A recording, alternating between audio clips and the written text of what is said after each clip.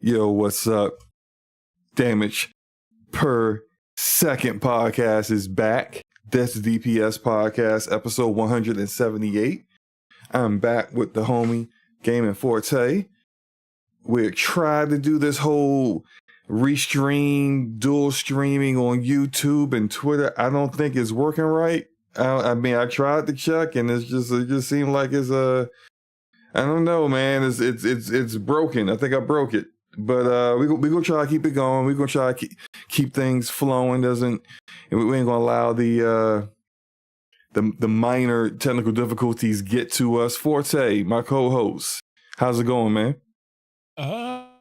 Good. Had track meet today. Nice.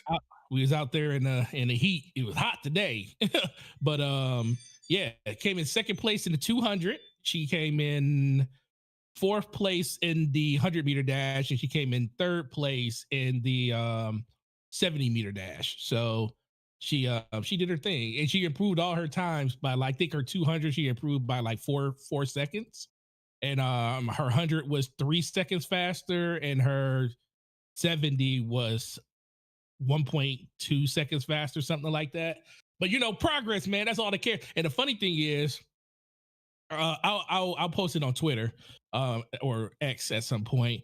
On her 100-meter dash, she literally got out of the blocks faster than everybody else.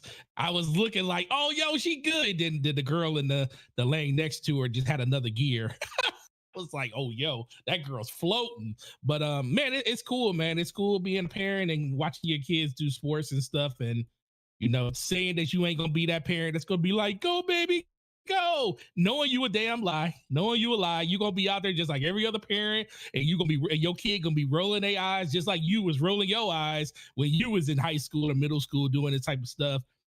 So that's all I've been kind of doing, man. Just family stuff, playing a couple of games, and working for the most part. That's it.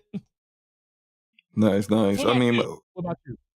Man, I've been playing games, reading a lot of books. I've been reading the manga for solo leveling. Been reading that. God. Does that red suit really hug those? Okay, all right, yeah, I need you to calm down, sir. It's okay. For some reason, it looks even better with like red apple bottoms. Man, that's what I'm talking about. Jesus Christ. But go ahead. Moving on. Listen. I can gawk over a beautiful animated character that's on the screen. You can call, certain people chihuahuas. I guess we both have. Hey, look, man. You sound like you about to put on some glasses and turn your front-facing camera on and sign a video petition right now, guys. No, I'm kidding. I'm kidding. I'm about to put my face all the way up on the camera. You right? Oh my. Anyway, so look, shout out to the chat. Shout out to Spider 13. John Wolf is in the house. Dorian Gray, K Asante. Gaming Circle Podcast is in the house. How you guys doing, man? Hope you guys having a good one. I still didn't get an invite to that show yet, but okay. Thought they've been invited you. No. Well, you work every Saturday, so I mean, all they gotta do is tell me a day, and I'll close that day because they do it in the morning. I'll close every once. No, they go live at like 11. Right? Yeah, I just closed that day. I'll go in at like 3:00 that day. Look at that. This man is willing to forego money to join you guys. Money? That's not foregoing money. That just means instead of me working 9:30, 10:30 to 5, I'll work. I'm sorry. Arcade 4247 in the house. I'm sorry. I didn't see your name, man. I didn't see you were here. Oh, by the way, I had to scroll up. Good grief. That's why. Shout out to Soldier for Life 504, who's the first person here, and Arcade, and John the Don. My bad, guys. My bad, fellas. That's on me. Didn't mean to do that. But no, for myself, let's see. I've been playing a few games. I've been playing Stellar Blade, which is what you see on the screen right now. I've been playing some Call of Duty. Stellar Blade. Real name. It's hood name. Call it by that. Anyway, I want to tell you guys a story, okay? I want to tell you guys a story real quick. This story got something to do with Forte and sleep? Yes. It absolutely. Not even sleep, because you just be lying. Just be straight up lying. Forte said, okay, well, you know what? I'm just going to tell No. I'm going to tell the story. Can I tell the story? You can tell the story. I'm just about to say this. Whatever Slow-Mo says is absolutely true, and he is not lying. So I will just sit over here and take it. But go ahead, Slow-Mo. Tell everybody what you want to tell them. No diddy. So was it Tuesday? I think it was Tuesday. You know, I'm just got done dropping the kids off at school. I'm feeling like, you know, I want to play some Call of Duty. I haven't played Call of Duty in a few days. And Forte has told me, hey, I bought Call of Duty on BattleNet. So now I ain't got to worry about signing up for another month of PSN to play with you and Taz. So I said, well, bet. Great. So I'm already on the phone talking to Forte about some stuff that, you know, that we can't divulge here. But things going on out in the world and stuff in the gaming world. Anyway, we're talking about that, and I'm like, look, when I get home, I'm trying to play some COD, man. And he said, okay, I'ma join you. And I said, well, all right. He's like, yeah, I do gotta pick up my daughter from the hairdresser, but I got some time before then. Bet. All right, so like, get out of bed, jump on the game, let's do this. I hit up Taz. Taz is like, you know, I'm watching X-Men 97. As soon as I'm done with that, we can get into it. Bet. I jump on the game. I played about 3 matches in Call of Duty. No Forte. Taz shows up. Not even surprised Forte's not there. Yeah, I knew Forte wasn't going to be here. I was like, yeah, you're right.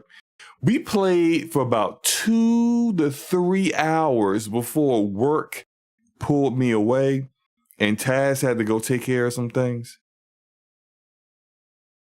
Can y'all imagine? And I knew he was going to do this. I sent Forte a iMessage with the Call of Duty GIF in it, and he was like, "Where you guys at? You guys not in the Discord?" And I'm like, "This mother, are you? I sent you that 3 hours ago. We was in there playing for hours where you were gone." He was like, "Oh," he hits me, "Oh, I'm on the way home after picking my daughter up." It's too late. Where were you all those hours where you claimed you were playing that? This is not new, okay? This is what Forte does every single time we're supposed to be playing the game. To the point now with Luca, Taz, we just know. Even when he says, "I'm getting on the game right now," and hangs up, no one believes it. Anything to say for yourself, sir? I already copped to it, so no. There's no rationale. I mean, you get off the phone, and did you just lay back down and go to sleep? What did you do? What did I do? Well, during that whole conversation, I was laying in my bed. And then, yeah, I think so. Oh, no. Yeah, so I was laying there, and then I did fall asleep. And then 45 minutes later, I woke up because my phone rung, and it was my daughter calling me saying, "Hey, I'm ready." I was like, "Okay, cool. I'm on my way." So it takes 25 minutes to get there. She wanted to get something to eat. I was like, okay. So yeah, by the time all that was said and done, it was about 2 hours later. You're right. 2.5 hours later. It was like, you texted me, it was like 10:30 when this was starting. And I got home about 1:45. Like officially home at 1:45. And that's when I text you. It's like, "Hey, where you at?" No one I already knew the answer to that. So I ain't gonna try to make it seem like I didn't. Shame. I mean, it would be shameful if you had any shame at all, but you don't. You don't. It's fine. I don't have a lot of shame. No, you don't. I just like sleep. A lot of sleep. Well, I mean, That's what sleeping It is at cold. regular hours is about. Well, Oh no! I didn't go sleep Tell the audience. in the morning. No, exactly. You was up to 4 o'clock in the morning playing the worst possible game to play. No, not really, but if Playing you say so. freaking Destiny to 4 in the morning. I'd rather stab my eyes, walk on glass, broken glass that is, than play Destiny. Okay, so just anyway. If you were up to 4 o'clock in the morning playing any video game, you be in a slog the next morning too. Yeah, that's true. But guess what I also would say? No, I'm tired and I can't make it. Yeah, that's true. I do need to say that more because I knew yes. in my mind I did. Well, I did plan on getting. You're straight lying. No, is what you was doing. No, but see, in my mind, it sounded good about getting up, and then when you was like, okay, well, when I'm done doing this, I'll be ready. And you said it'd be like 15 minutes. I said, okay, well, I can sit here for 15 minutes and close my eyes. And then knowing that 15 minutes was going to go by, and it's going to turn into like 45 minutes to an hour for me because I closed my eyes. Anyway, MJ Dark in the chat says you should play Splatoon 3. And Dark, I have played that before. It's great. And I am not playing that again. That's not happening. Not at all. Splatoon 3 is awesome, man. One of the best third-person shooters right there. You know what I think it is? I think the issue is it's Call of Duty. That's the problem. No, I'm talking about the stream. I think Restream is the problem. That's why Twitter is messing up. Because it's now saying the stream is fair. Its settings is out of recommended for X. Please. Oh my gosh, they want me to set it that low. Okay, all right. Give me a second to fix this. This is disgusting. What they want that bit rate to be like 1,500, 4,000. Ugh. Right. I gotta set this to 4,000. So hopefully this doesn't mess up the stream, and this will get things working correctly. Because I don't want to have the Twitter people just wondering what the heck is going on here. But no, I've been playing Stellar Blade, man, and I'm actually having a lot of fun playing Stellar Blade. It's a good time. The story, a lot of elements of Nier Automata there. Mm-hmm. I mean, like very much like a lot of story beats that are inspired from Nier. I had a conversation with Dark, and Dark was saying he also kind of felt like Nier and some of like Bayonetta as well. And I agree with that completely. So yeah, it's been a good time. I don't know how far I am into it. Those who played the game probably will know I've got like 2 cores that I've brought back to Zion, or I think that's the name of the city, Zion, which is very much it's got a lot of Matrix vibes too, by the way. But yeah, it's been pretty good. I've been having a good time with it. You still haven't played it, right? No, haven't yet. Haven't played it yet, though. Haven't even taken it out the plastic yet. Too much Destiny, huh? No, it hasn't. No, I have played a lot of Destiny over the course of the last 3-4 days, but it ain't been Destiny that did it. Trust me. Destiny's been a late night game. It's been, I don't know, man. It's like, never mind. I don't even want to get into it. Mobile gaming is definitely a thing. Okay, it's fixed now. I have to have things at 4,000 kilobits per second to make streaming on X work. Elon. Where do you do that? Do you do that inside their dashboard or where? In OBS. You change it in OBS. To Forte, so that means you're streaming at like 720p right now on YouTube. Well, no, I mean I got it set for what is YouTube setting it for? I mean, I have it set for 1440p. It's probably just not going to be as crispy and sharp on YouTube as it normally is. That's what I'm saying. When you do the encoding, it doesn't affect both. You can't like do one for one or one for the other. Right. Yeah, it's gonna affect both, but this is 4,000. Welcome to the Stone Age, bro. I mean, even Twitch allows you 6,000.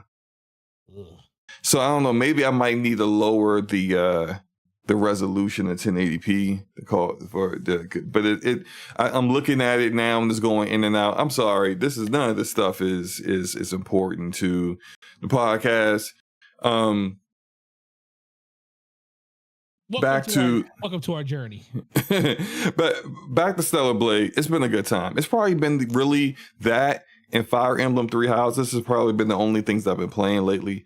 And of course Call of Duty a little bit here and there and a little bit of Rogue Company. But I've been playing a lot of Stellar Blade since it came out and digging the combat as I'm unlocking things.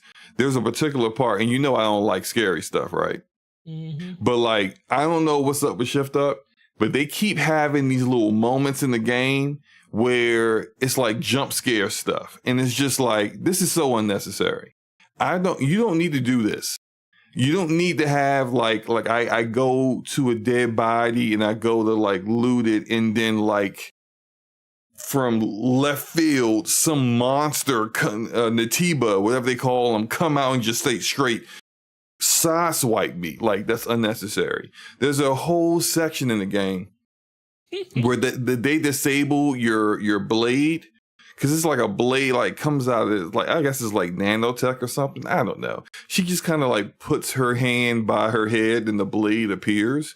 And there's a whole section where that part is like it's disabled and your only weapon is the gun, which is the drone that's following you around. Like you can have it like basically wrap around your arm and it becomes a gun, which was a pretty cool section. But the entire time it's just like it reminded me of Aliens, where like the xenomorphs are coming out the floor, they're coming out the ceiling, they're just dropping out everywhere. The music is creepy as all get out. I'm just like, this ain't what I signed up for. The kind of game I wanted to play. I wanted to cut fools up, man. And I wanted to feel powerful, not feel like I'm fighting for my life out here. You know what I'm saying? So I wasn't very appreciative of that. But I do admit it was pretty cool. It was pretty cool. So I anticipate maybe I'll beat this game this weekend. I do want to get into the New Game Plus just because I have to give Shipped Up their credit here. They added things in New Game Plus that aren't available in the regular game, as far as certain pieces of gear that can augment how you attack and speed up your attacks. There's some gear that can speed up your attacks already, but there's just like, this would be like a whole different level. It's like the whole attachment for your spine part that does that in the New Game Plus, in addition to other things that's there. So I might have to do New Game Plus when this is over. But yeah, you should play it, man. I think you'll enjoy it. I know I'll enjoy it. Just gotta break away from some stuff. Anywho, you ready to get into this, man? What are we getting into? Topics. Oh Lord, we actually have topics? Yeah, we got topics, bro. Oh man, how many of them are Xbox related? All of them. Not all of them, okay? We will knock out the non-Xbox related topics first. So that's what we get. We're gonna do those, and then we're gonna get into the rest of them, and make our transition. Shout out to Sean T for subscribing to the channel. Appreciate you, Sean. Glad to have you, sir. First topic here. First topic. Square Enix, man. What about them? What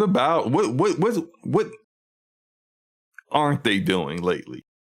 But Square Enix is going through more of a restructure. Mm-hmm. And this is pretty much a doozy. They made the decision to take about $140 million and translate it in dollars of content and basically just throw it in the trash. Basically, they're pivoting towards a heavy focus on AAA releases and fewer A and AA releases, but they had games that were in production or were soon to be in production, hadn't been announced yet, but those games have been canceled. Mm-hmm. And so I think they're making a massive change since their new CEO has taken over, a massive shift towards more AAA experiences that may take a little bit longer, less smaller titles, which for me as a gamer, I find disappointing because I enjoyed those smaller Square Enix experiences. I think they were of high quality. But I get it. The business side of things is they're not selling. Mm-hmm. And if those things don't sell, and I think part of it, them not selling, is that Square Enix is a very poor publisher when it comes to the decisions that they make as far as like cadence of delivery and how they spread those games out. Like there was a whole period of like 2 months at one point where they released like 6 games, like smaller games, but they released a ton of games. And I don't think that they give those games their proper respect and proper rollout as far as marketing is concerned, getting those games known to the correct audiences. Some of those games, months later after they came out, I played them and was like, yo, this is a pretty awesome game. I wish I would have known about it. I would have played it or even tweeted about it or something, word of mouth marketing when it was brand new. But it is what it is. But they're pivoting now towards more AAA experiences. Forte, what are your thoughts on this and the changes Square Enix is making? Man, this has been in the making for years. At this point, Square Enix has been basically inept when it comes to like development and actually having good and basic and feasible targets for their games and stuff. Mm-hmm. The overall marketing of the games, if it's not a Final Fantasy game, it just seems like it's kind of just left out there. If Sony's not promoting something for them or Xbox isn't, then it really doesn't get promoted for the most part. Mm-hmm. So I feel like a lot of the shortcomings of Square Enix has been self-inflicted for the most part, and it also just comes back to the fact that they were trying to make themselves seem more appealing when they but when they basically sold off all of their Western studios and stuff, because they wanted to be a little bit more nimble and make themselves be more valuable. They mismanaged that too. I mean, they mismanaged the heck out of that. So I just think that I don't expect anything but this from Square Enix at this point. I'm still kind of surprised that some type of offer hasn't come up for them yet, but I also know that we're in a cost saving mindset right now for a lot of these developers and publishers and stuff. So it might be part of the reason, and it just coincides with the fact that Square is making these monetary moves and stuff to do what they're doing. But it also just keeps coming back to, I also think gamers have kind of caught up to what the ruse is when it comes to what Square does and stuff. Sometimes, when with Ubisoft, people stop caring about Ubisoft games when every Ubisoft game was kind of the same. And I'm not saying that Square, their games are kind of the same, but when it comes to the overall portfolio of the games they release, it's Final Fantasy or bust for the most part when it comes to them. And especially the parts of Square Enix that they care about, because those are the ones that they kept. They do really, really well when it comes to the Nintendo Switch, and I see a lot of I see that partnership staying strong and keep growing for where it comes from that, because they do really good with their smaller titles and stuff. So who really knows exactly what that thought process is going to be moving in this direction now? But ever since they got the new CEO and he walked out on the stage with Phil Spencer and talked about how Final Fantasy 14 was finally coming to Xbox and how the partnership with Xbox, is going to be strong going in the future. It's still a lot of different things that they have in the works with other what's it like Sony and stuff. Who knows how deep that relationship goes with a lot of the titles that they have. Mm-hmm. So we got to wait and see on that one. But they have to make some type of changes, because the Square Enix that we've known for the last 10 years, it hasn't worked. The direction hasn't worked on a consistent basis, and they need to do something to change. Yeah, I want to touch on something that you mentioned a little bit earlier, where you talked about Final Fantasy, and you're saying like they're basically Final Fantasy or bust. But the problem with that is that Final Fantasy has not been selling the way that we see that it used to sell. For example, Final Fantasy 15, which I think is garbage. Sold. You ain't lying. Sold a whole lot, and since then, Final Fantasy 16, Final Fantasy 7 Remake, Final Fantasy 7 Rebirth, although Rebirth is still very much still in the earlier stages of their sales tail, they haven't been selling at the same level, adjusted for the same period of time of their release. And it's interesting because the latter three games I mentioned are better games than 15. Mm-hmm. And it kind of goes back to something I've been saying, that the residual effects of releasing a disappointing title can be long lasting and devastating for an IP, for a franchise. And I think Final Fantasy is kind of like in its sunset as far as its viability as a massive IP on the global scale. Like me being a Final Fantasy fan, if it's a good Final Fantasy game, I'm going to play it and check it out. Rebirth, I enjoyed. Remake, I adored. 16, I like 16. I didn't like it as much as Remake and Rebirth, mostly due to the very light aspects of like RPG elements and combat, but it was enjoyable, and I think more enjoyable games than 15. If you kind of look at like, and I've only seen this for Japan, I haven't seen it worldwide, but I think potentially worldwide might have a very similar data when it comes to how this has turned out. Final Fantasy, to go back for a while, Final Fantasy 13 didn't do well. It critically, and I think that really hurt the franchise as far as people really looking at, hey, you gotta get the next Final Fantasy kind of deal. Then they doubled down on it with like 2 different sequels to it, which no one asked for, as far as I'm concerned. And then you go from there. 14 initially launched terribly. Then they turned it around. But you know how, like, I always have this example when it comes to our friend Luca, and how Luca will play a game, and if it's a live service game or whatever, she does not care how many changes they make to a game. It could be years later. It could be an awesome, amazing experience that she might actually enjoy, but was long lasting to her is her initial impression of the game. And she's done. She ain't ever going back to it. And I think that's how a lot of people are when it comes to just IPs in general. Like, it doesn't matter if it's multiple games. They ain't like it and they're done. I think newer generations ain't really checking for Final Fantasy like we were when we were their age.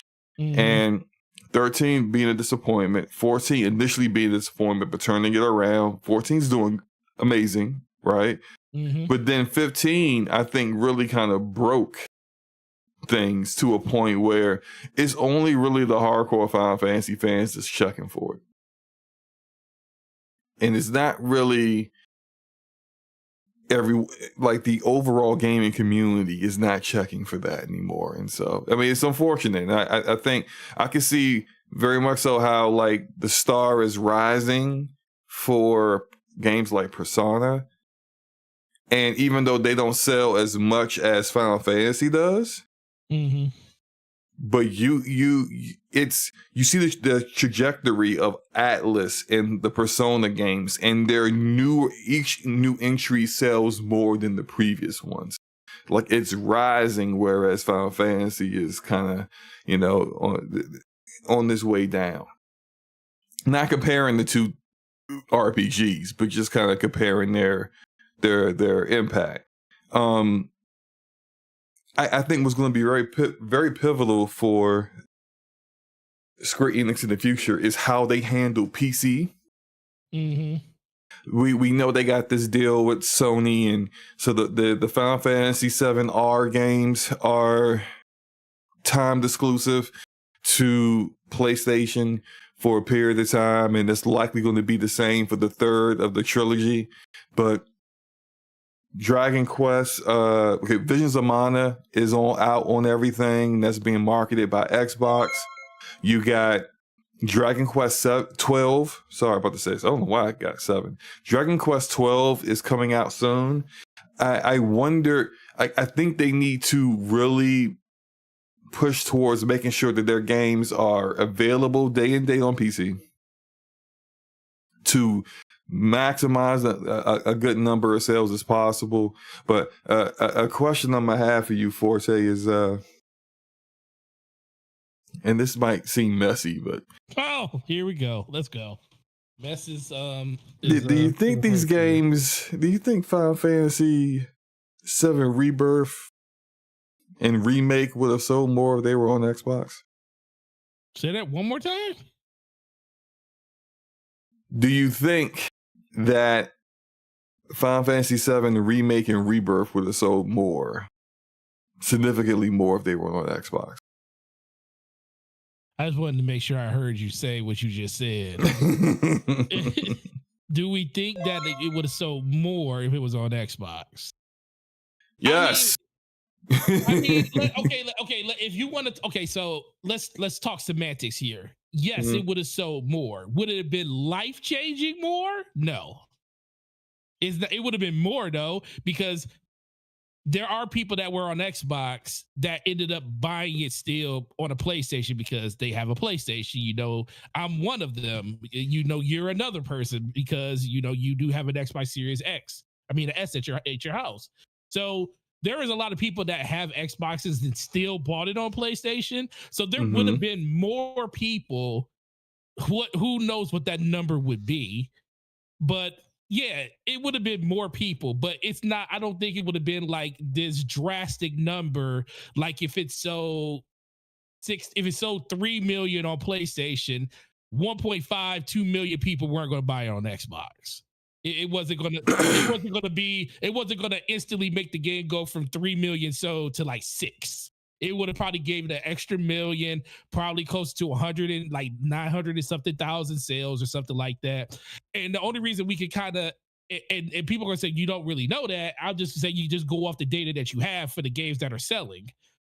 Most people that are on Xbox that buy games are not buying games at a high enough clip in order for developers to want to put the game over there on a consistent basis. That's why Microsoft's doing what they're doing by putting their own game somewhere else. So if we felt like Final Fantasy would sell astronomically more just because it's on Xbox, then that's something completely different. Now, if you want to say would it have sold way better if it was on PC day and date, I would have been like, yo, if it was on PC day and date, it probably would have sold more on PC before it sold on X. Well, I won't say that. It probably would have sold slightly less better on PC than it would have been on PlayStation, because Final Fantasy is more of a console game, at its heart. So a lot of people would have bought it on PC, and I do think that would have helped the sales. I can see 3 million PlayStation sold and 1.5 to 2 million on PC being sold. But to answer your question, like I said, I don't think it would have moved the needle to like make it where Square is saying like, oh, this is like a monumental occasion where our game sold X amount. No, they'll still complain like they did back in 2015 or 2016 when they came out with when they came out with Tomb Raider and said that it sold 880 million copies or 8 million copies and it wasn't enough. And it was exclusive to Xbox at that time. Yeah, I agree. I'm gonna hit a couple of super chats real quick. Shout out to Blade X, the $2 super chat. He says, "How is Rebirth 4 and NPD and not selling well?" Well, let me clarify that, Blade X. Selling well in terms of expectations by the publisher, and we know how Square Enix rolls. They will say, "Hey, a game that sold like 3 or 4 million, 5 million was a disappointment." But what they're talking about disappointment, they're basing that off of what investors and shareholders were told it would sell. And a lot of times Square Enix does overestimate or expect too much from their games. But then also this is a Final Fantasy game. So although Remake was on the PS4, which a much larger install base when it launched, and then came out on PC a little bit later, it makes sense that bigger install base, that game sells more, at the same pace than than Rebirth has been selling. All that said, all 3 of these Final Fantasy games that we mentioned have been selling less than what Final Fantasy 15 sold. And so typically when you kind of look at new entries in a franchise for an IP, you want to see increases. You want to see it going up, not going down. But do appreciate the super chat. Shout out to Floodzilla in the house. $5 super chat says, do you think that divestment from Western studios ultimately affected Square Enix in a negative manner? I don't think it did. They sold a bunch of IP and 3 studios for just $300 million, and they were largely mismanaging Crystal Dynamics and Eidos Montreal and that other studio that was a mobile studio that's been dissolved by Embracer. They were mismanaging all of that, and so instead of wasting money, because their games that those studios were making were very expensive, and they weren't making their money back. Like Avengers is a great example. And matter of fact, I'll use 2 examples. Avengers is one example, a game that disappointed and didn't and was very, very expensive and did not deliver on expectations and didn't make his money back. Another one is Guardians of the Galaxy, which actually was a very good game, but also didn't sell well and didn't make the money that they anticipated it making. And so it was good that they sold them, because it was good for both parties. It was good for, Crystal Dynamics, who was basically getting ished on in every investor's call by Square Enix's old CEO, when it wasn't their fault that they were forcing them to make live service games, and that's not really kind of like their wheelhouse. They're just mismanaging the IP, and it's not. If you're not going to do well with it, go ahead and sell it, and maybe someone else will. And Embracer clearly not exactly the best when it came to decision making either. And hopefully, where they are now with Middle-earth and Friends, or whatever the heck, however that turns out, will end up being.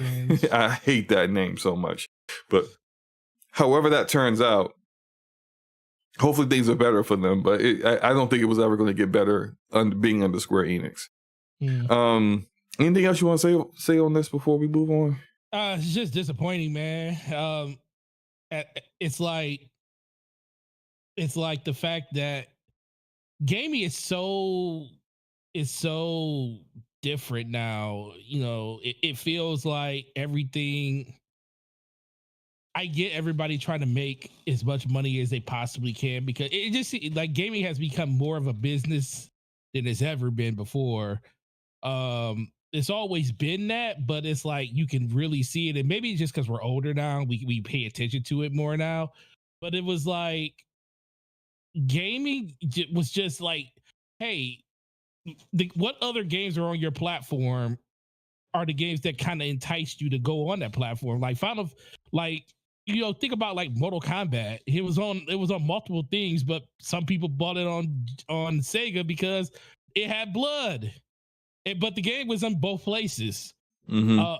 It is like now the battlegrounds are not only that they are exclusives, it's the fact that you want to buy these third party, second party and third party deals in order to entice more people into your ecosystem. And I get that, but it's like part of me feels like that has kind of been the downfall of like gaming to a point, because it does take games away from more people. But I also, think about like this. Think about like how Xbox, like how like online was when it first came out. Party chats, no party chat, no nothing. You go into a game, you had to talk to your friends in the game. The people you were communicating with happened in the game. You built friendships with people because guess what? You were always talking to people because it was always open mic for the games and stuff. The moment they put party chat in the game was the moment that friendships, you stuck, it got tribal. Everybody just hung out with the people they liked. They muted game chats and stuff like that. So it's like you didn't get a chance to experience, what gaming was growing up over the first couple of years, especially when internet age started when it comes to playing online. And I feel like you missed all the rampant racism that that. I mean, but guess what? But guess what, Slow-Mo? But that was part of. But are you scarred from that? No, that doesn't mean I miss it. No, I'm not saying you, but see, but for every one person you found like that, you met like 3 or 4 really cool people, like people that literally I have on my friends list to this day that literally showed me the ins and outs of playing a game like a shooter, because I used to just play nothing but sports games back then. They got me they are the ones that got me into first person shooters and got me wanting to like see how I could do and improve and get better. And I feel like that was like the first step in gaming, going into this like cocoon where everything around you is about the people that are around you now versus everybody having a chance to kind of like interact with each other. And now you're seeing that more and more with the games that are coming out, because nothing wrong with it. Companies are money hat in the fact that they want their games to be, they want their system to sell, so they got to get content for it. And if they can't make the content themselves because either games cost too much, or it's just cheaper to go out and get some second party or third party to make that game exclusive for you, and you reap the rewards off of that, that just shrinks the pool of more people experiencing the game. And I think Square is mostly at fault for this because they do it more than most people. They make all of these different deals with Xbox. They made them with they did it with Outriders. They do it with Final Fantasy. They do it with the Dragon Age series, or not Dragon Age, Dragon Quest series on Switch. They finally just brought Dragon Quest over to Xbox and PlayStation. Well, Xbox been had it, but PlayStation just recently got the last Dragon Quest game that was available on Xbox and Switch. So it's just the fact that it seems like their business model has been about how do we get money up front versus let's just put these games out and make really good games and people will buy those games. And let's have a conversation around not overestimating what a game needs to do in order to hit a bottom line. But it's a little bit too late for that now at this point. And hopefully the CEO, like you said, can turn it around. Yeah, I think the new CEO's focus is not to make those kind of deals as often.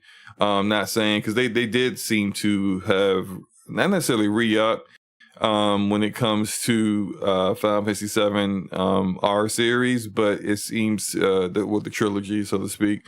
But it seems like for certain that the last one will also be timed exclusive to the PlayStation, but. Right. I mean, I heard some talk that Final Fantasy 16 is maybe coming to Xbox. We'll see. It's definitely going to come into PC. And now that the last DLC is out, I expect Square Enix to make an announcement of that pretty soon on PC. But I think in the future, the new CEO isn't really keen to have deals where they're these AAA games they're spending a ton of money on are only on one platform. I think for them, they're going to want those games to be on at least PlayStation and PC. And if the Switch can handle it, or the Switch 2, whatever it's going to be called, when it releases next year, if that can handle it, 3 platforms, depending on the kind of game. But like the days of them being just basically almost kind of like a second party publisher to Sony, I think those days are over. Mm-hmm. I agree. I forgot this was actually a seed inside of Final Fantasy. They almost got me. I almost said that's a beautiful woman. Then I realized it's Tifa. Shame on you. You was right. And so you was hating out here. It's a beautiful woman. Anyway. It is a beautiful woman, but moving on. Cloud look like Hannibal Lecter right now, but okay. We have some news. So remember we were talking about XDefiant, right? Mm-hmm. And we were talking about how this game was, I think it was Insider Gaming. Shout out to Insider Gaming that had done this investigative report and found out all this information behind the scenes on the Ubisoft team that was developing the game, and how there was this like little cabal of developers that were super toxic and really kind of forcing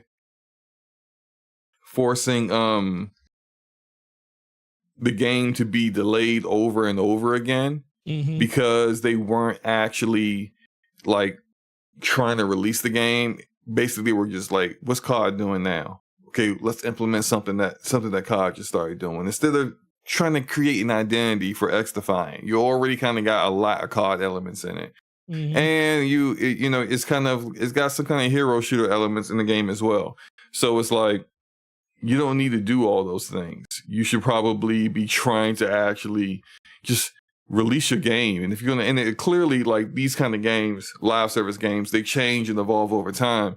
Any of those little extra things you want to add, just let that be added in the additional seasons that come out. Like, so all that said, I do, my opinion, think that report kind of exposed some things with Ubisoft leadership about what was going on behind the scenes there. And then they've kind of course corrected, because the game now will go live and be released May 21st of this month on PlayStation 5, Xbox Series X and S, and PC. The game's preseason will start on that date, and that will last for 6 weeks before the first proper season begins.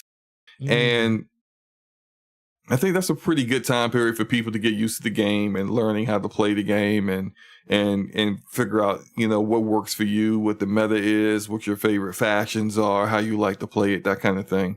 And for them to kind of work out the kinks as well, as far as bugs and other issues that may arise. But Forte, what do you think the chances are of XDefiant really catching on in the live service scene? It's too late for any other game to catch on in the live service game. Any game. So no game has no shot. I mean, dude, your game has to be special. And part of me feels like your game has to come from... Okay, I'll put it like this, because I don't want to be that messy. There is a 5% chance, or maybe less, that a game that comes from somebody that's not of one of the big three, meaning like Epic, Activision, EA, or EA or something like that. Maybe Ubisoft can be in there, but I just don't. Well, I mean, Ubisoft's got Siege is still wildly popular, and it's been out for forever. I keep thinking about Siege because Siege is so freaking old at this point. I just keep forgetting about that. Siege is still kicking and going. They're like on season 22 or something right now, or 23. Something ridiculous, right? It's something stupid. It's long, but I just feel like it could have a following. It could have a following. It could definitely be something that can stand on its own. but I always come back to what is the development pipeline going to look like 6 months, 3 months to 6 months later? Are you even going to make it to 3 months? Because if you can make it to 3 months, then my question is, can you make it to 6? And once you make it to 6, I need to start seeing a roadmap that goes not only for the rest of that year, but kind of propels us through the rest of, going, what's the next 12 months going to look like? And I still haven't really found a company that's able to keep up with that outside of Epic. And Epic, literally, the only thing they do they're the is kings. that. They're the kings. That's because the only thing they do is that. They only do Fortnite. Their whole Epic literally. All their other studios, if they've canceled all their other games to just support Fortnite. Right. Yeah, and then look at Call of Duty. Activision was a Call of Duty factory. They didn't really do anything else outside of the crash that just recently came, Crash Rumble and stuff, which was a games of a service. We do have to acknowledge Riot Games and all this as well. Riot Games is good at this as well. True. Right, Riot's up there. I mean, Valorant is. I mean, that's what I'm trying to say. But it's like games like this. It has to come from a developer that already has skin in the game that they know. It's like Destiny only took off because it was made by a studio that was known for first-person shooters. And it was still in the same vein of that as a space opera. People just didn't like the direction they went with the story, but the gameplay, the gunplay, all that stuff was there. But I swear, if anybody else would have made Destiny wouldn't be what it is right now. That it survived because of Bungie. Are we gonna I feel like Massive is one of those studios. Can they be better than Massive? Can they do better than what Massive Entertainment did with Division? Because I feel like Division was a success. They just ran out of content for the game. So I think, can they do what Massive couldn't do? Is what the answer should be, or the question should be. I think the live service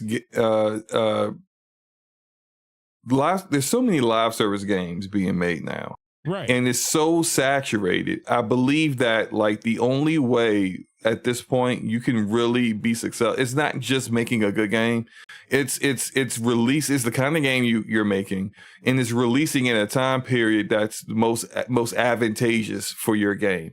For example, Marvel Rivals is going to do a test sometime this month. And Marvel Rivals can really capitalize on some kind, some community dissatisfaction and dissension with Blizzard and the way they've been developing the game. I think that's an opportunity for them. But I think when it comes to XDefiant, I'm gonna try the game. I enjoyed it. The last 2 times I've played it, they did the footage I'm showing on the Jumbotron right now is from the most recent test.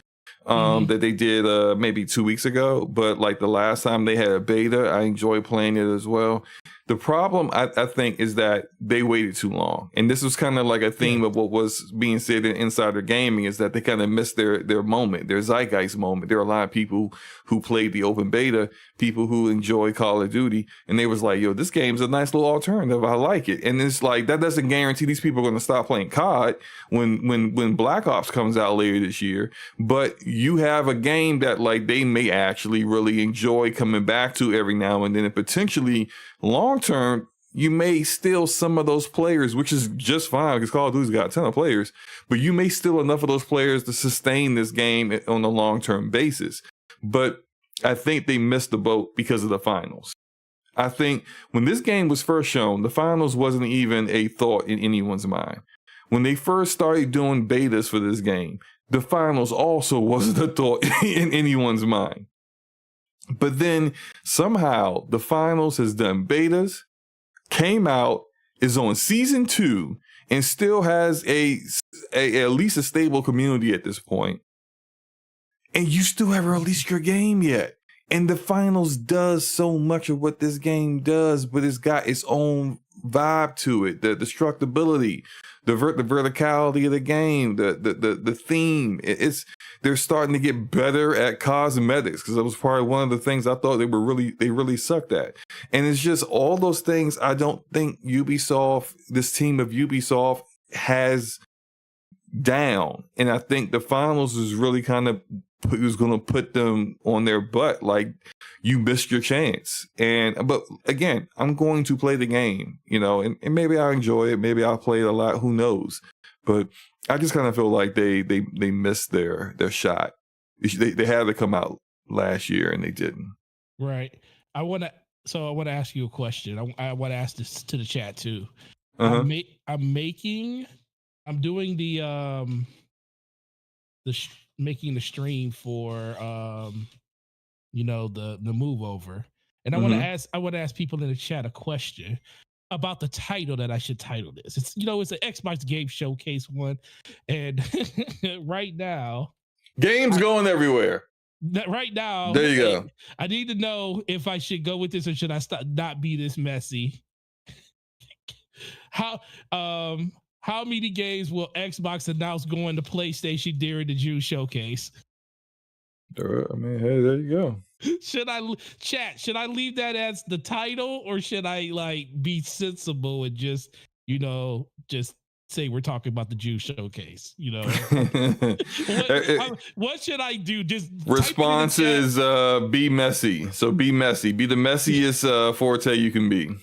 Oh man. All right, so plays PlayStation wins. Moving on to our next topic here. This one's about AMD. So AMD, they're still relative, I guess. Hey, don't be mean. The red team, that other red team, their CFO, Jean Hu, in an analyst call says gaming for them is down 48% compared to this time last year. And they also said if you look at gaming, demand has been weak, quite weak, she said. That's well known. Also, they have inventory issues. I think she's talking about consoles have inventory issues. We got it down more than 30% in the first and second quarters, and the second half will be lower than the first half. So they're going to be basically delivering less APU chips to Sony and Microsoft than they were in the first half, and it was already down. So they're expecting even less at this point. And then continue on to say, this is how we are looking for the gaming business this year. AMD, for those who are not familiar, they make CPUs, and they do a lot of work in data centers. More recently, I'll talk about that later. They make GPUs. Don't turn on ray tracing for them because they don't handle ray tracing as well as NVIDIA does.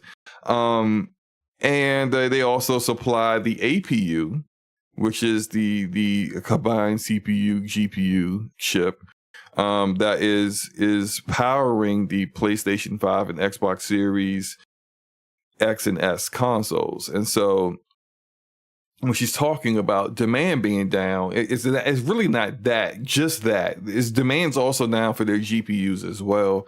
That is something that I saw in the graphic that they had.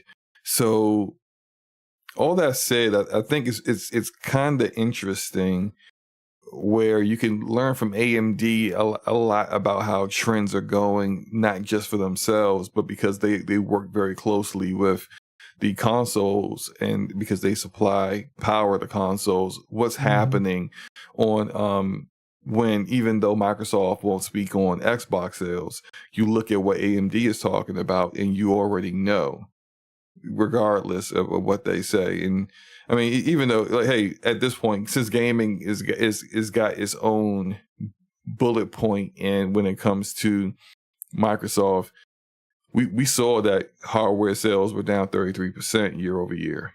So we're seeing these things more and more, but this is just kind of like further confirmation of that. Additionally, AMD is being carried right now by their data center and client segment, which grew more than 80% year over year. So AMD is not going anywhere, but it would not surprise me if they start to make some changes in their business strategy going forward. As the trends are going right now, where they say gaming is down, and to them, whether it's true or not, they don't anticipate it like going back up. Forte, what do you think about the future of AMD and how that affects current gen consoles? Well,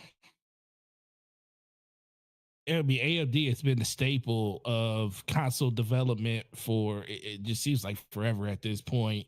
You know, outside of what Nintendo did with Nvidia, it's kind of just been that with AMD.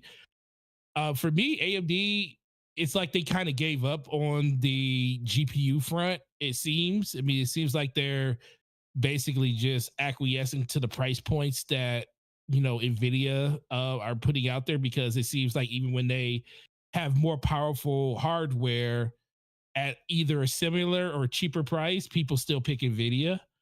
Mm-hmm. So it seems like but when it comes to like their CPUs, I think, I think they may not be the market leader, but I think it's a better value overall. Plus, it's a better, more rounded. It depends on what you're looking for.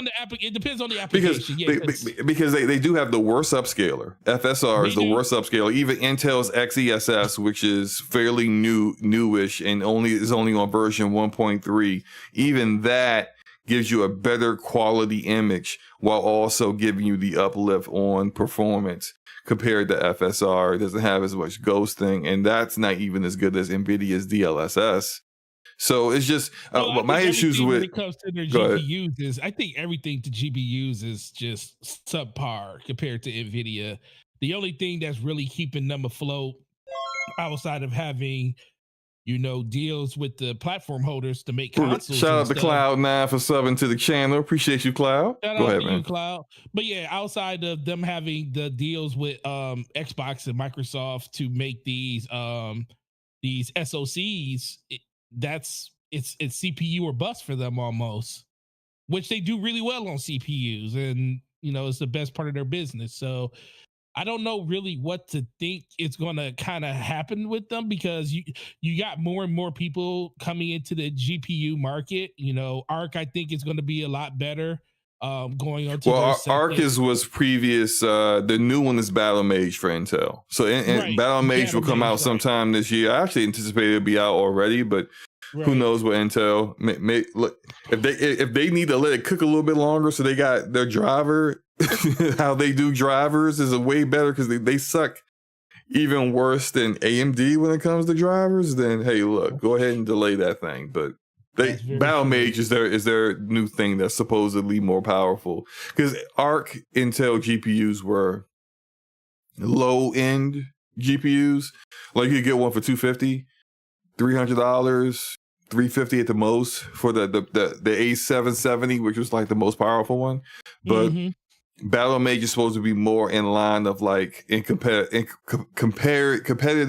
as a competitor against like the mid-series stuff, like a 3070 level kind of GPU, that kind of deal. I just think that overall, when it comes to AMD, it's smart for them to lean more heavily into the data center stuff, as far, because that's what's working for them. That's what was keeping the lights on. They need to do that more and more, and the way they're speaking on that, they are. Right. That said, I'm not 100% certain that the new Xbox hardware that comes out 2 years from now is going to be AMD based. I'm not 100% certain on that. I do think that the PlayStation 6 will likely still be using AMD, but I think they can't really rely on that segment for business as much as they have in the past, and they got to start kind of looking at things differently. I've said this about AMD before, and I don't, when it comes to them and how they they support their GPU business. They're not the innovator. Mm-hmm. Who they are is that's what NVIDIA just did? Right. Oh, okay. Well, we're going to do our version of that. And then their version of that's never as good as NVIDIA's version. The upscaler, NVIDIA introducing ray tracing. And you see that kind of moves that NVIDIA is making, and you see the kind of moves that Intel is making, where Intel is introducing tools that allow people to analyze games in a way that we haven't been able to analyze before. Now we can see GPU delay, the delay between the CPU and sending instructions to the GPU, and the GPU, how long it takes the GPU to respond to do that. When you see that unoptimized mess of a game like Dragon's Dogma 2, and you see so much of that GPU delay going on, it further informs you of how these games are working. And you see Intel providing these kind of tools, and it's like, what does AMD provide? What are they providing that's innovative? I'm not saying everything they do is bad, because AMD Adrenalin is pretty good from what I've seen, from what I've experienced. I know there's a lot of people, I've seen people who have AMD GPUs and say that the recording software isn't as good as NVIDIA Shadowplay, which I'm not saying it is, but it's good enough, right? But what are they providing that's different? And I think for them to survive in the future, they need to provide something that is different than what Intel and NVIDIA do, in order to really get people to start paying attention to their products in the future. Yeah, that's a hard thing to do, though. When everybody shout out to Kool-Aid 3 for subbing to the channel. Go ahead, man. No, I said that's a lot harder to do when everybody has a the thing is, I think that NVIDIA not NVIDIA, AMD has an Xbox problem. Is way more people that are basically interested in what other people have than what they have. You know, they tried coming in with the cheaper options and stuff. They tried to do all of these other things to be competitive, better prices, better same like performance and everything. But sometimes people just like the luxury that NVIDIA is. And guess what? The fact that NVIDIA keeps raising prices and people still, like, that's the thing. People go out and complain about it. I'm not going to talk about who complains about it, but they complain about it and then they go out and buy another GPU just because it's NVIDIA. They may support other things too, but for the most part, if we was to poll the chat, 75% or higher will have NVIDIA. If they have definitely higher, because the averages is 80% of users, PC users, have a NVIDIA GPU. And that's the thing. It's like when you're fighting an uphill battle that you're not going to win, because the casual base has already decided that NVIDIA is better, or they already are used to being in that ecosystem. They already know what it's like. They know what to expect. So it's not as scary to switch over. I'll be the first one to tell you, if I was to switch to an AMD GPU, I would actually have to look at some YouTube videos, be like, okay, where do I have to go to do this? Where do I have to go to do that? It's not that. It's not that hard. intensive. I know it's not that intensive, but for the average person, that's like switching OSs. Like, most people just want to stick with Chrome, or some people just want to stick with, Edge, Microsoft Edge, or they'll stick with Firefox. They don't want to do anything else because if it takes too much thinking to do it. And the easiest way for people to just enjoy, if they can enjoy the same thing at what they've been doing, they're going to continue to do it. And as of right now, NVIDIA leads the market, and they're doing things better than AMD is doing. The only problem is NVIDIA charges you a premium price to get into that ecosystem. The price that NVIDIA charges is I hate it, but it is what it is. It's because people pay it. It's because people pay it, right? Exactly. Right, and they're gonna it guaranteed that when the 5090 comes out, minimum halfway paid off, minimum MSRPD, PD, good. MSRP $2,000. Book it, guaranteed. $2,000 is going to be the lowest it's going to cost. Good God! And because that's MSRP, the AIB models, not the 25? reference model from NVIDIA, you're looking at like $2,300. You know, that kind of deal. You're looking at a lot of money. And why would they do that? Because right now, the MSRP for the 4090 is $1,600, but you can't find a 4090 at $1,600. No, you can't. They're like $1,800, $2,000, more than $2,000. So what was that saying now? Oh, good. That tells us we can mark that price up. And the 5080, the 5080 will be the price that the 4090 was. It'll be $1,600. They will continue to keep doing this until the market tells them no. Market hasn't said anything just yet. Right. And AMD's not going to follow suit because they don't have the market share. Freaking Intel came in with a undercooked, not ready GPU that had terrible drivers and could barely run any games. And within a very short period of time, they stole like half of AMD's market share in the market. Just because they priced it appropriately. That's another problem that AMD had. Like, it's not about the rasterization and the pure performance without ray tracing and without upscalers. Yeah, you compete on those levels, but when you turn those other things on that everyone's using, you don't compete. And they don't price their products appropriately for how the market views them. Forget what your performance is. And if you feel like you're going to lose your shirt for doing that, then hey, figure it out. As I said, come up with software related features that differentiate your product from everyone else's. Create value. Because following along NVIDIA is just going to have you always being that, I would only buy an AMD GPU if I can't find an NVIDIA. That kind of deal, you know? Right. So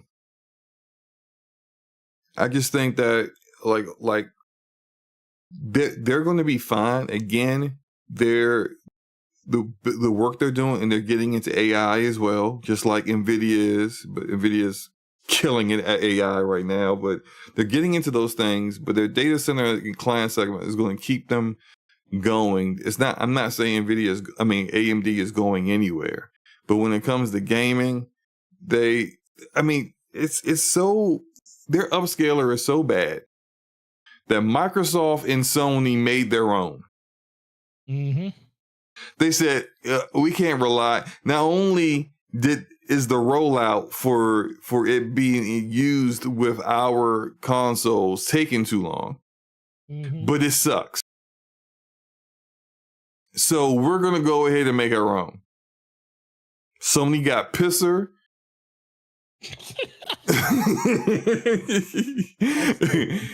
Somebody called him pisser, man. Microsoft is working on their Windows 11 based direct. I think it's Direct SR. I think it's called. But your customers don't want your product either. Your business partners don't want your software. Jesus Christ. I mean, that's not a good look. So you need to get better at those things. They got to. Anyway, let's talk about Starfield. Sound disappointed, sir. Well, I am a bit disappointed because I would like AMD to be better competition in the future, but I don't disagree with that. It is what it is. Let's discuss Starfield for a moment. Starfield. Starfield is back in the news again this week, and there's some good news, but there's also things that need to be addressed. And so there's a May update coming for this month. Mm-hmm. The new update from Bethesda Game Studios has for Starfield, will allow detailed surface maps. Vehicles are introduced into the game. New gameplay difficulty options. New features for ship customization. And performance options for consoles. You know, what was previously stated would not be available for Xbox Series X due to creative decisions. So that's great that all these features are coming. And you've seen some gameplay. I recorded this gameplay for the game fairly recently. I'm in New Game Plus with the game. I beat the game when it came out last year. It runs. It's far more optimized now than it was when it first launched. When it first launched, it was pretty bad. You know, it was very CPU bottlenecked in a lot of ways. It's much better now. Much better. I'm playing in 4K, DLAA, anti-aliasing. I got frame generation on, and it's running well, but it wasn't always the case. And on consoles, we got the news that, hey, it was only going to be 30 frames per second on both Xbox Series X and S. And Todd Howard said, "Oh, you know, we could play, you know, like it can go above 30 FPS on the Xbox Series X, you know, but it's just not stable. And so we just want a stable experience." Okay. Phil Spencer said it was a creative decision to just make it 30 FPS. But now here we are. And not only is just 8 months later, you have, for gamers with a VRR enabled display, they can play the game at 40 frames per second. And in performance mode with dynamic resolution that does 60 frames per second. So why wasn't this there at launch? Oh man. Why? If it wasn't there, and I asked this question on Twitter. It was a rhetorical question. I knew the answer, but I wanted to start the conversation. And oh man, that some people come after me so angry. You know, it's fascinating because I said just an hour earlier before I made that tweet that I called out Capcom for releasing Dragon's Dogma 2 unfinished. But they did it because a week after their launch was going to be the end of their fiscal year. And so they did it for investors. And that game has gone through a number of patches to fix its performance. But that game wasn't complete, and it's still not optimized. Nope. No one said anything. Just people agreeing with me about Capcom and Dragon's Dogma 2. But let me bring up Microsoft, Bethesda, and Starfield, and all of a sudden there's all these excuses. Oh, you know, FSR 3.1 wasn't available then. Well, why didn't you delay the game? I don't think performance is content. Like, you want to add content later on in DLCs, expansions, that's fine. That's great. Hey, that extends the life of your game. I'm all for it. Performance, though, that's not what you release later, like content. That means your game's not finished. and you out here releasing unfinished games, it just seems like they don't really, because this is things that they've done before. Forte, what are your thoughts on this, man? What are your thoughts on Starfield's, for all of it, the update, the performance stuff? What are your thoughts on everything? For a good 40% of the community, it's too late. Yeah, just like Redfall. Too late. Yeah. It's like, it's like the only reason I don't go higher is because it is a Bethesda game and it is a new IP from them. And I do think it's going to get more legs once all this stuff does start coming out. But the biggest thing is the people that are going to really push the needle on this game the most, they already experienced that on PC with 60 frames per second and stuff like that. They'll get better mod support and everything with all that stuff coming in with all the performance updates and stuff. So I think that's going to move the needle. But for the majority of people that played it on console, it's already too late. They're already moved on to other games and stuff. It's already games on the horizon that they want to play. And that's even with it being a down year. The funny thing is, once this update comes out, you're going to see people stream, people make content on it, people talk about it for 1 to 2 weeks on the podcast, and then you won't hear about it again. Like, what? Speaking of which, Bethesda and Xbox just did massive updates to Fallout 4. Mm-hmm. And do you think, let me ask you this, do you think the conversation around Fallout 4 and the updates is more to do with the fact that they updated it, or the fact that they tied the update around the time that the show was releasing, and the show is the thing that's driving the conversation mostly? It's the show. Yeah, it's the show, 100%. Mm-hmm. So some people do care about these updates.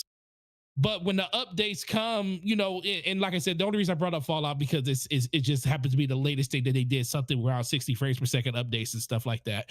And I'm happy they did it because it shows their preservation in games and stuff, and they're serious in actually doing that and making those games better over time. And I commend them for that.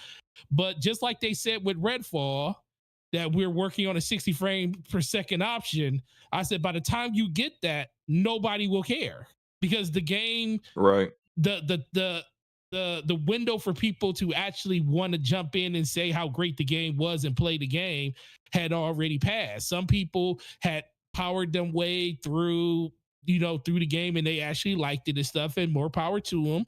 But then you got people that says, oh yeah, that's cool that they put an update out for it. I don't want to play it though.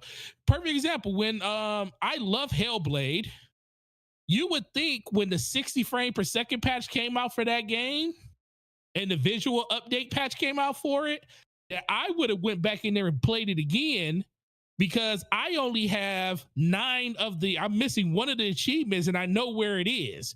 But even I didn't even jump into that game to do that. I just jumped in to see what the performance looked like, what the overall look and the fidelity got bumped up to.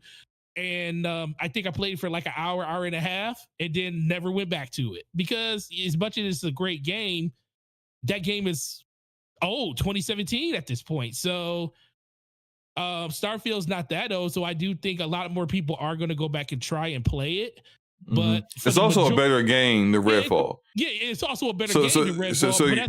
But it's only going to capture about 60% of the people that it's losing. Like I said, to the other 40%, it's already over. And that's not 40% of people with the potential to buy it. I'm talking about, of all the people that bought this game, which is over 10 million people, anywhere between 4 million and plus aren't going to care about this, which, I guess, they moved on to other things, and that's fine. But that's kind of what I keep trying to tell people when it comes to these games and stuff. I want games to come out working when they're supposed to come out working. And if the game's not up to snuff, delay the game. I mean, you would think that a lot of the conversation around with Xbox and the way that their games have released and everything, especially when it comes to, I won't say that I won't say that Starfield was horrendous because it wasn't. It was disappointing. It just wasn't. It wasn't up to snuff. Like Starfield was horrendous. Halo was disappointing because you knew that the game still wasn't. You mean ready. Redfall was horrendous? No, I said Starfield wasn't. It was just Oh, disappointing. it wasn't. Okay, It wasn't. It was just disappointing. Redfall was horrendous, and Halo was also disappointing because you knew the game wasn't ready, and you decided to release it anyways because you wanted to sell a bunch of 20th anniversary mugs to people. So that was kind of the slate that we kind of went when it came to that. So for the people that's going to go back in and try it and play it, because I'll be one of them. I dropped the game probably 30 something hours in, and I enjoyed it. It just didn't keep me like I hoped it would. But for the most part, a lot of people are going to love this update. You know, if they like the space exploration, they like and if you're on console, you get better fidelity overall. That's cool. It's going to give people another chance to go back and capture gameplay at a better clip so they can show off their gameplay when they're talking in podcasts or in YouTube videos. So it's going to be a lot of benefits from this. But like I said, once again, and I'll turn it over to you. 40% of the people, maybe 30 to 40, won't care about this, and they already missed the boat on it. I think I have a theory. Oh, here's my theory here. I like theories. Let's go back in the Wayback Machine. Let's go back in time to last year. Not that far. Oh man, I thought you was gonna go back. no, we're not going that far back. I thought you was gonna go back to the meteor. But Redfall. Remember the announcement that Redfall will only be 30 frames per second on consoles. Remember that, right?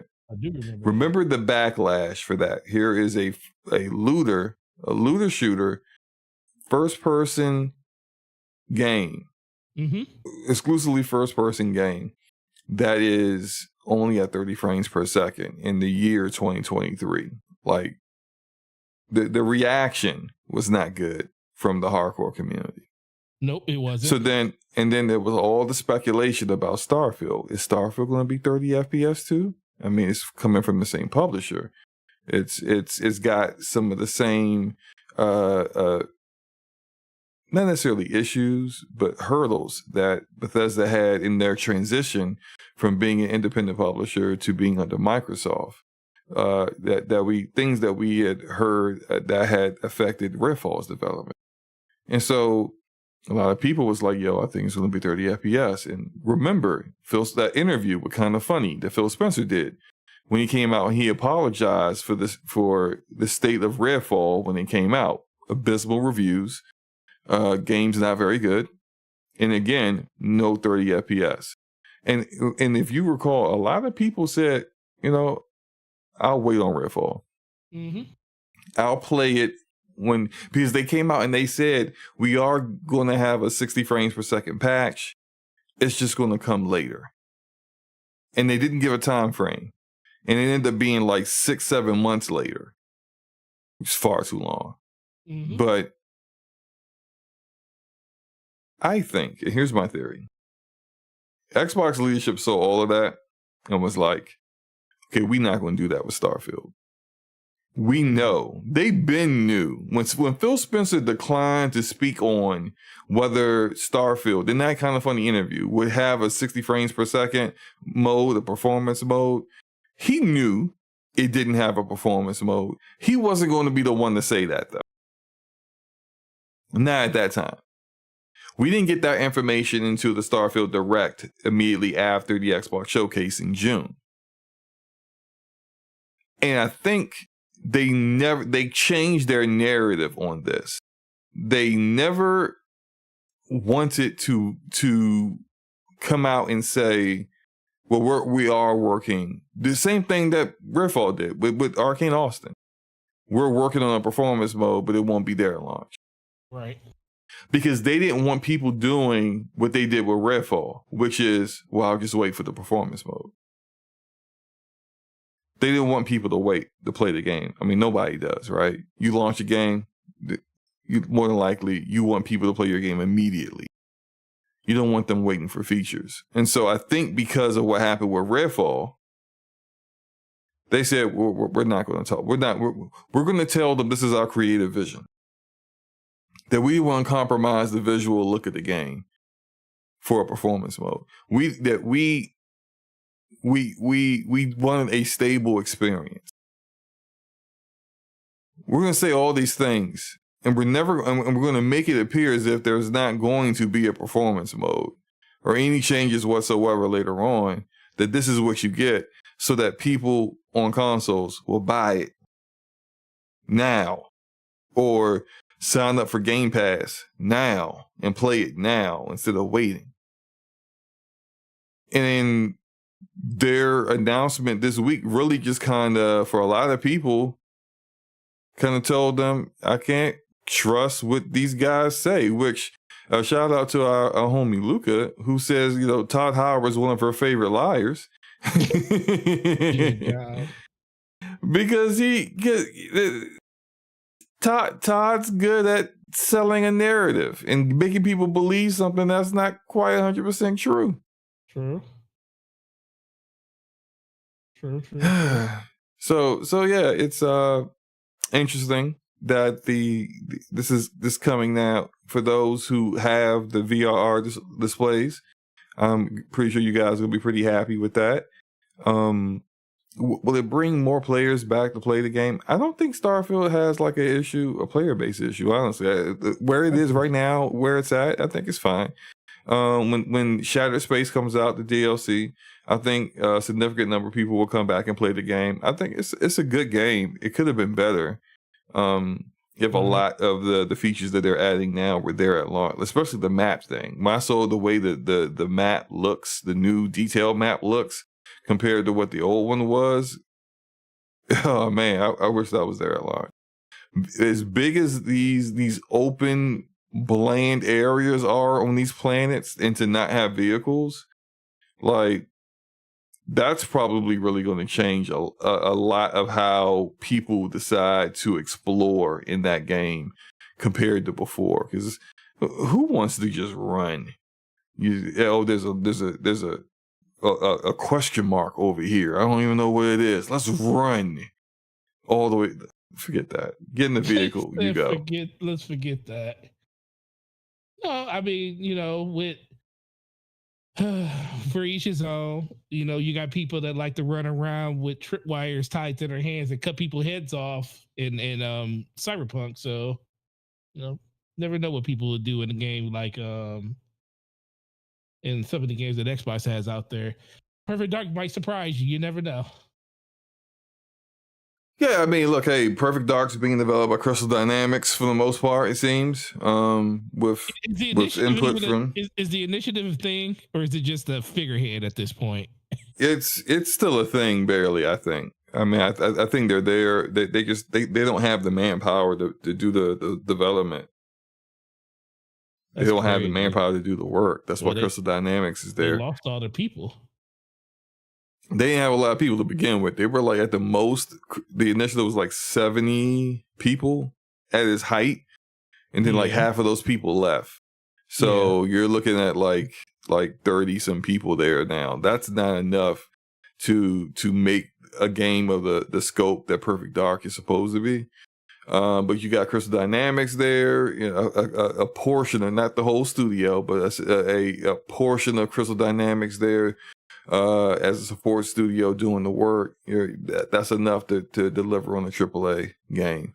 So, yeah. I think that's a good place to kind of leave it. Are you ready on the DPS side? That's what I am doing now. And I just thought about something because I use Restructure. I don't think I can do the redirect. Ooh. Let's see if I can. I'm gonna go into the one that's already on. Oh, I need to change this. Okay, yeah, I should be good. Oh, okay. Cool. Is it running so I can do the redirect? I'm switching because I was trying something else, but I am switching it now. Cool. All right. In the meantime, I'll talk to the chat. So, Arab says, I wonder what changed technology that probably made possible for them to get the 60 FPS patch. Aronimus, there's no guarantee.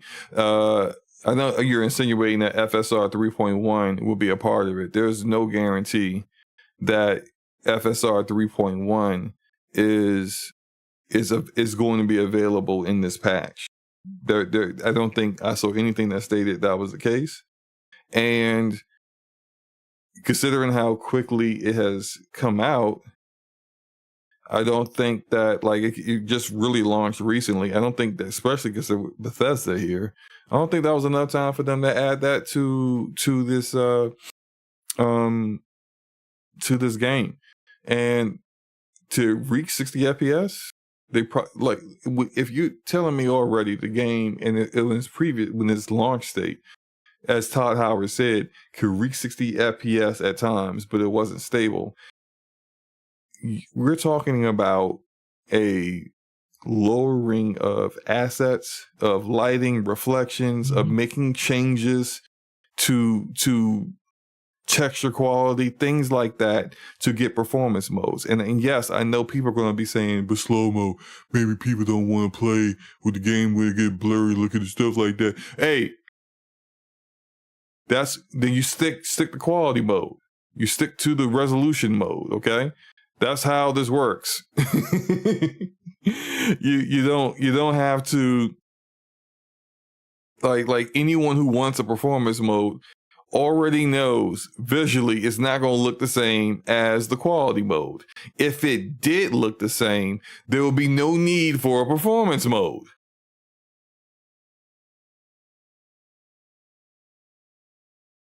Aramis says AMD announced when FSR 3.0 came out that Starfield was one of the games that was using it. Using it right now, or are you talking about when it first launched? Because when it first launched, it wasn't using that when it first launched. Anyway, are you ready? Give me an error. I'm restarting it. Okay. You know how this be every once in a while. So there is some talk from people that, like, because of this, people feel like, and Hellblade 2 is only 30 frames per second on consoles, on the Xbox Series X and S, that people feel that give it some time and Hellblade 2 will also have a performance mode later on. And I think for me, when it comes to performance, that's not content. If your game doesn't have the performance options that you intended on having, then it's an unfinished product. And of course, on PC, you get the performance that you want. Like this footage you're seeing in the Jumbotron right now of Starfield, I'm playing at 4K, getting between like 65 to 85 frames per second at 4K max settings, all that good stuff, right? That's the choice that I made. I could go down to 1440p and get over 100 frames per second if I wanted. But that's the choice that I made. It's a choice. PlayStation still provides a choice, even though they have a closed system that is limited. They still provide you a choice. Sure, performance modes can look blurry at times, although playing Stellar Blade, things look pretty nice, all things considered. But it's a choice. And if you're someone who prefers the sharper visual and don't mind the 30 FPS, that's great. That's a choice. When you take the choice away, that is ignoring the segment of people who prefer a higher frame rate than sharper visuals. There are people who do that. It's not a shocker. There are people that prefer that. And so when you don't have that choice at launch, you're losing those people. To go back to the Redfall example, people chose to wait on Redfall until the 60 FPS patch came out. And what happened when the 60 FPS patch came out? Barely anybody came back because the game was critically panned. People weren't playing the game. All these other deterrents to going back to Redfall were in play at that point. No player base. Who you gonna play with? You know, you had a few people that checked it out, see what 60 FPS is like for it, but like these are the issues that came into play. But just because you didn't have, for a segment of people who enjoy playing games like that, the option. Okay, you said you're ready? Yeah, it's up. All right, let me. I'm getting the link.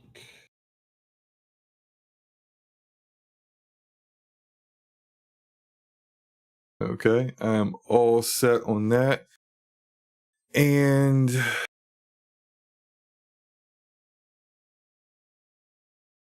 I wonder, though, if I can keep the Twitter stream going, if I end the YouTube side of things for the redirect, but I keep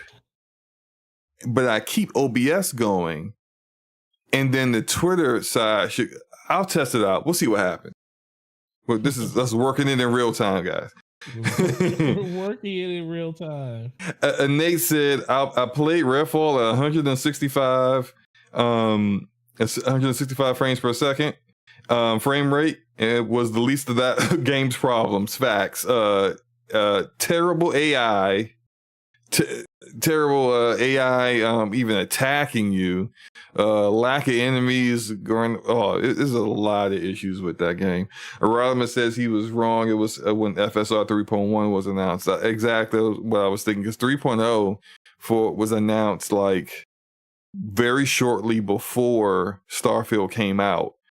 And there was just no time. It was like 2 or 3 weeks before Starfield even launched. There was just no time for Bethesda to implement that. Yeah. Okay. You ready to go, man? Yeah, I'm ready. So go ahead and throw the link in the chat. It's already in there. I don't see anything in the chat. Just a bunch of stuff in the chat. The link for the stream? The show? Yeah, I just put them all in there.